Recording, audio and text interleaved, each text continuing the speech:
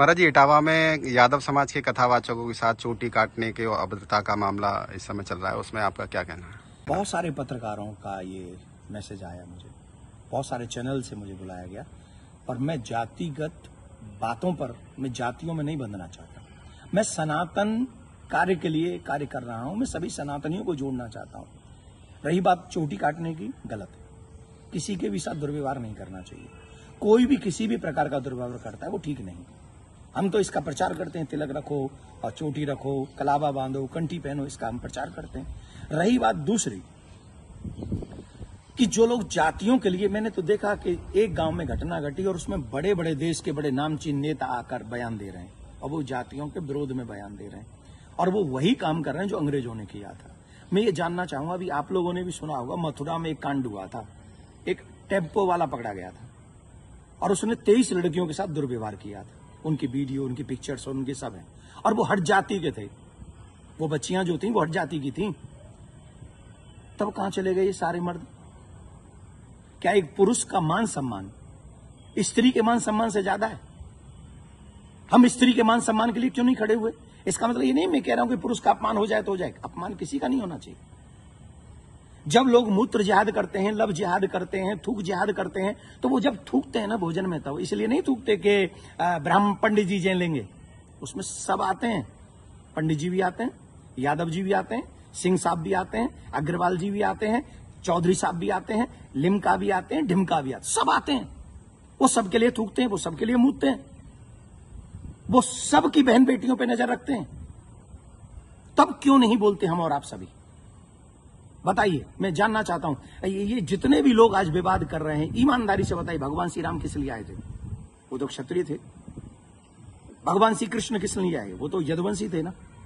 किस लिए आए थे? बताइए मुझे, जरा जवाब दीजिए, जो अपनी अपनी जातियों के जो नेता बने बैठे हैं। मैं जानना चाहता हूं आपसे, जितने भी अवतार तुम्हारे सनातन में जिन पुराणों के अनुसार हुए, जिन पुराणों के अनुसार तुम अपने आप को हिंदू लिखते हो, किसके लिए अवतार हुए थे? वो धर्म की स्थापना के लिए हुए थे, और धर्म की स्थापना करना ही हम सबका दायित्व है कि हम इस देश में धर्म की स्थापना करें, ना कि धर्म का खंडन करें। हम सबको चाहिए कि एक साथ रहकर अपने धर्म का सम्मान करें, अपने धर्म को बढ़ाएं, अपने देश को बचाएं। ये हम लोगों की ड्यूटी होनी चाहिए। और जितने भी यदुवंशी सुन रहे हैं ना, my dear, listen to me. निश्चित तौर पे मेरा जन्म जो है ब्राह्मण कुल में हुआ है, लेकिन आपको एक और बात बता दूं, यदुवंशी मेरे हैं सब। पूछिए कैसे? भगवान श्री कृष्ण का नामकरण जिन ऋषि ने किया था, गर्गः पुरोहितो राजन यदु नाम सुमहातप, मैं गर्गाचार्य जी का वंशज हूं। क्या मैं आपका बुरा चाहूंगा? क्या मैं जाटवों का बुरा चाहूंगा? मैं चौधरियों का बुरा चाहूंगा? मैं बनियाओं का बुरा चाहूंगा? किसी का बुरा नहीं चाहता।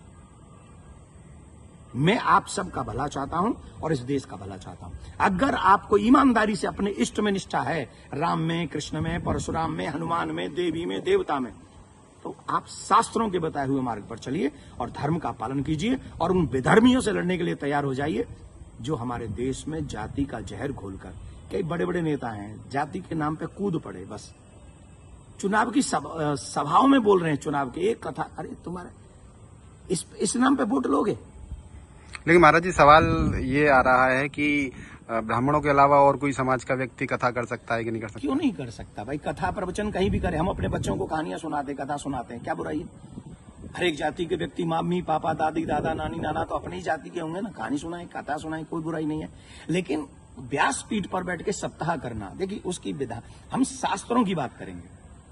यहां मैं अपनी बात नहीं करूंगा। मैं ब्राह्मण कुल में मेरा जन्म हुआ है, लेकिन कितने ऐसे कार्य हैं जो मैं खुद नहीं करता। जैसे यज्ञ कराना मैं नहीं करता, क्योंकि उसमें मेरी नॉलेज नहीं है। विवाह कराना वो मैं कार्य नहीं करता। अंतिम संस्कार में भी जो 16 संस्कारों में से एक है, मैं वो नहीं करता। जो चीज मेरे हाथ में नहीं है वो मैं नहीं कर सकता, और जो मेरे हाथ में है वो मैं कर सकता हूं। जब हम भागवत करते हैं, एक अनुष्ठान करते हैं, अनुष्ठान को अनुष्ठान रहने दीजिए। सत्संग, प्रवचन, रामायण इत्यादि हम सब करें, कौन रोकने वाला है? और कितने ऐसे लोग हैं जो ब्राह्मण नहीं है, वो भी कथा कर रहे हैं। हमारे यहाँ तो मुस्लिम भी राम कथा करके गए हैं और हमने उनको स्वीकार किया। रसखान को हमने स्वीकार किया है। रसखान के पद हम लोग गाते हैं। तो इसमें जाति के चक्कर मत पड़िए, जाति बंधन मत फैलाइए। मैं हाथ जोड़ के प्रार्थना करता हूं, आइए हम सब एक हों, सनातन, देश और धर्म और आने वाली पीढ़ी को बचाएं। यही हमारा दायित्व है। जय श्री राम। लेकिन महाराज जी एक सवाल और कि उनपे आरोप लग रहा है कि छेड़छाड़ की उस घटना में शामिल पाई गई। देखिए, न तो ये काम देवकी नंदन का है और न काम ये अखिलेश जी का और तेज प्रताप जी का है। जो चीजें हुई हैं, अब कह रहे हैं कि 2 आधार कार्ड मिले हैं, कोई कह रहा है उनको छेड़खानी हुई है, जो कोई कह रहा है उनकी चोटी काटी, उनका अपमान किया गया। तो इसके लिए संविधान है, इसके लिए प्रशासन है, हमें बांटना नहीं है। प्रशासन अपना काम करे, जहां जो जिसकी गलती हो उसे सजा दे। पंडित जी की गलती है तो पंडित जी को सजा दे, यादव जी की गलती है तो यादव जी को सजा दे। लेकिन जो बड़े बड़े लोग हैं, जो बड़े बड़े पदों पर बैठे हैं, उन लोगों को जातिवाद फैलाकर समाज को लड़ाना नहीं चाहिए। ये अच्छी बात नहीं है। धन्यवाद।